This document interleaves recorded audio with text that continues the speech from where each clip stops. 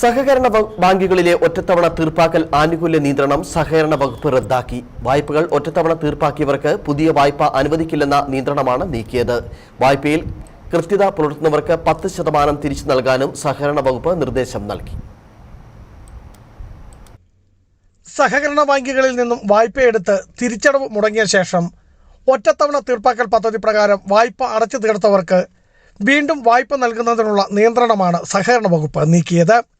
One time settlement പ്രകാരം വായ്പ അടച്ചവർക്ക് 2 വർഷത്തേക്ക് പുതിയ വായ്പയോ നിലവിലുള്ള വായ്പകൾക്ക് 5 വർഷത്തേക്ക് ആനുകൂല്യങ്ങളോ നൽകില്ല എന്നതായിരുന്നു സഹകരണ ബാങ്കുകളുടെ നിലപാട്. ഇതാകട്ടെ സാധാരണക്കാർക്ക് കനത്ത തിരിച്ചടിയായിരുന്നു.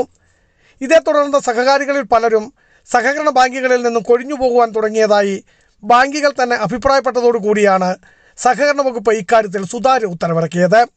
കാർഷിക വായ്പ ഉൾപ്പെടെ സഹകരണ ബാങ്കുകളിൽ നിന്ന് ലഭ്യമാകുന്ന എല്ലാ വായ്പകൾക്കും ഉത്തരവ് ബാധകമാണ്.